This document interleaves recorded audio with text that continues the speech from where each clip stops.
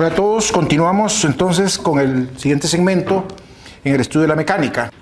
Nos falta ver la tercera ley de Newton, conocido como el principio acción-reacción. Aquí tengo un esquemita en el cual tengo dos partículas. Yo les comentaba que para que el concepto de fuerza tuviera sentido, se necesitaban al menos dos partículas. Entonces, tenemos acá dibujados las interacciones entre las dos. Esas interacciones pueden ser cualquiera de las cuatro que yo mencioné antes. El esquema que aquí pinté corresponde a una interacción de tipo atractiva, porque también puede ser repulsiva. En este caso, estamos usando el siguiente convenio. Aquí tengo la partícula 2 y aquí tengo la partícula 1. Le voy a llamar F21 a la fuerza que experimenta la partícula 2 debida a la partícula 1. Repito, la fuerza que experimenta la partícula 2 debido a la partícula 1. O sea que estoy poniendo primero el efecto y después la causa. Esa es la nomenclatura del libro de John Taylor. Otros libros la invierten. Pero para que hablemos el mismo lenguaje vamos a hablar así, ¿verdad? Esta es la fuerza de la partícula que experimenta la 2 debido a la 1. Entonces pueden ver que es atractiva porque la 1 está trayendo a la 2 en este diagrama. Si fuera repulsiva la hubiera tenido que pintar alejándose. No importa, ¿verdad? Entonces, si esta es atractiva, también esta tiene que ser atractiva. Entonces, esta sería la fuerza que experimenta la 1 debido a la 2. Efecto, la 1. La 1 experimenta el efecto. ¿Quién es la causa? La 2. ¿Cuál es la causa y cuál es el efecto? Problema cíclico. Una igual. La causa para uno es el efecto para el otro y viceversa. Es un problema simétrico, ¿verdad? Por eso acción y reacción igual. Una es la reacción del otro y viceversa. Entonces la segunda ley matemáticamente dice que el vector F12 es igual al vector F21 con signo negativo aquí. O sea que tienen la misma dirección, la misma magnitud y sentido contrario como vectores. ¿Ok? Eso dice el principio acción-reacción. Escribámoslo en palabritas. Si un objeto 1 ejerce una fuerza F21 sobre un objeto 2, este siempre hace una fuerza sobre el objeto 1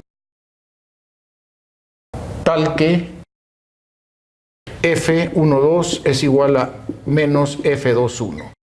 Si a esta le llamamos acción, entonces esta será la reacción, pero el efecto es simétrico. ¿Ok? Si una es la acción, la otra es la reacción. Entonces miren, comentarios. Se llaman par acción-reacción porque son pares. O sea que las fuerzas en la naturaleza se dan por pares, no se dan aisladas. Una vez que se establece una fuerza, inmediatamente hay otra. Porque corresponde a la interacción entre dos partículas, entre dos cuerpos. Entonces, si uno interactúa con el otro, la otra necesariamente está respondiendo a esa interacción. Entonces, las fuerzas se dan por pares, no se dan aisladas, ¿de acuerdo? Se dan por pares. Comentario 2. La acción y la reacción actúan sobre cuerpos distintos. No actúan sobre el mismo cuerpo. La acción actúa sobre el 2 y la reacción actúa sobre el 1. Por eso en el diagrama de cuerpo libre, si yo estoy haciendo diagrama de cuerpo libre de uno de los dos cuerpos, si mi sistema es uno de los dos cuerpos, entonces solamente tengo que apuntar la acción, la fuerza sobre él, no las dos. Ahora, si mi sistema son los dos cuerpos, entonces sí se apuntan los dos, ¿verdad? Y lo que voy a ver es que vectorialmente se cancelan, ¿verdad? Por esa razón es que se habla de que dinámicamente las fuerzas internas no contribuyen al movimiento. Ya vamos a ver eso matemáticamente cómo se ve. Ok. Sobre una partícula pueden actuar fuerzas externas también. Entonces yo tengo, por ejemplo, el sistema de las dos partículas. Entonces vamos a tomar en cuenta las fuerzas, tomando en cuenta las fuerzas externas. Aquí tengo, por ejemplo, la partícula 2. Entonces yo puedo decir que la partícula 2 está sujeta a la fuerza que le ejerce la 1. Fuerza sobre la 2 debido a la 1. Pero también allá afuera hay un montón de campos externos que ejercen fuerzas que vectorialmente tienen un efecto que le voy a llamar F externo y le voy a poner un índice aquí 2 para indicar que son las fuerzas externas sobre la partícula 2. Bueno, lógicamente si yo tomo la partícula 1, por ejemplo, entonces también, ¿verdad? La partícula 1 va a estar sujeta a la fuerza que sobre la 1 hace la 2 y a una fuerza externa sobre la partícula 1. Entonces, yo quiero escribir la fuerza neta sobre cada una de las partículas. Entonces voy a poner fuerza neta sobre la 1. Entonces la fuerza neta sobre la 1, que le voy a llamar F sub 1, va a ser la suma de la fuerza interna más la fuerza externa sobre la 1. ¿Por qué no pongo ahí F21? Porque F21 no está actuando sobre la 1. ¿De acuerdo? F21 no está actuando sobre la 1, actúa sobre la 2. Entonces no tengo por qué ponerla, porque estoy poniendo la fuerza neta sobre la partícula 1. ¿De acuerdo? Y esas son las dos fuerzas que actúan sobre la partícula 1. La externa y la interna. Ok, pero si quiero poner la fuerza neta sobre la partícula 2, le voy a llamar F2, entonces va a ser la interna, que sería la fuerza sobre la 2 debido a la 1, ¿ok? Más la externa sobre la 2. Y ahí tengo yo eso. Si yo quisiera estudiar el movimiento de la partícula 1, igualaría eso a masa de la 1 por aceleración de la 1 y punto. Si yo quisiera estudiar el movimiento de la 2, igualaría esta F2, esto, a masa 2 por A2 y punto. Y estudiaría el movimiento de cada partícula por separado. Entonces, ya sabemos la relación que hay entre la fuerza neta y el momentum. Entonces, el momentum sobre 1 sería tal que su derivada, que es igual a F1, es entonces F12 más F externa 1. Acuérdense que la derivada del momentum lineal, según la segunda ley de Newton, es la fuerza neta. ¿De acuerdo? Y entonces, ¿cuál va a ser el momentum sobre la 2?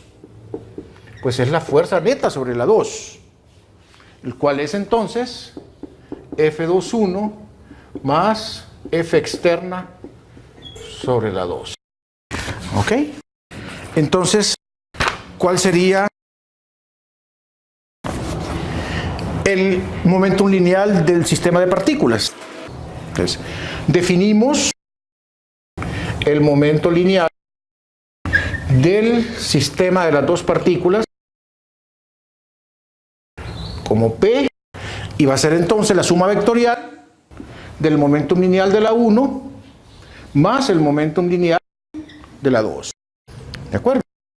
Bien, entonces, ¿qué va a ser esto? Esto va a ser, si tomo su derivada, o sea, esto implica entonces que P punto va a ser P1 punto más P sub 2 punto.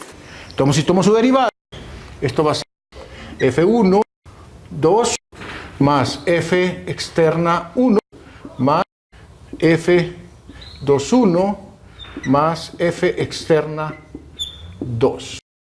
¿De acuerdo? Pero estos dos términos que suman 0 son la suma de las internas, ¿de acuerdo? Por la tercera ley. Y entonces aquí lo que queda es F externa 1 más F externa 2, y esto le llamamos simplemente F externa. ¿Ok? O sea que la dinámica del sistema está determinada únicamente por el movimiento, por las fuerzas externas. Las fuerzas internas se cancelan y no determinan la dinámica del sistema. Si mi sistema es la partícula 1, la fuerza F12 es externa y la tengo que sumar. Lógico, aquí está. Si mi partícula es solo la 2, si mi sistema es solo la 2, entonces la F21 es externa y la tengo que sumar. ¿De acuerdo? Pero si mi sistema son las 2, se cancelan y no intervienen en la dinámica. Por eso es cuando uno le enseña a hacer un cuerpo libre, o ustedes le enseñan a sus alumnos a hacer un cuerpo libre, le dicen que no tomen en cuenta las fuerzas internas. Estas no determinan la dinámica del sistema. Esta ecuación que está aquí, que dice que P punto es igual la fuerza. Nos dice entonces, si no hay fuerzas externas, ¿qué pasa? La derivada de la cantidad de movimiento total del sistema es 0. Por lo tanto, esa cantidad de movimiento total es constante y entonces se conserva. ¿De acuerdo? Y entonces ahí tenemos ya la primera ley de conservación. Ley de conservación. Ahorita lo estoy haciendo para 2 partículas, ¿verdad? Luego lo vamos a ver para generalizar a muchas partículas. Entonces, ley de conservación de momentum lineal. En ausencia de fuerzas externas, en ausencia de fuerzas externas, el momentum total de las 2 partículas se conserva. Esto es conocido como el principio de conservación de momentum lineal, como dijimos antes, ¿verdad? Ok, miren que esas 2 partículas pueden ser la cámara de gas y la parte de la nave pueden ser 2 bolas de billar, pueden ser 2 automóviles en colisión, y entonces lo que se va a conservar siempre es el momentum lineal. Lo que está cuestionado en ese tipo de eventos, en ese tipo de colisiones, es la conservación de la energía, porque eso depende ya de las condiciones elásticas, ¿verdad?, en que ocurre, o sea, de los cuerpos y que determinan la naturaleza de la colisión. Pero lo que sí es seguro es que en todas las colisiones se conserva la cantidad de movimiento o el momentum lineal.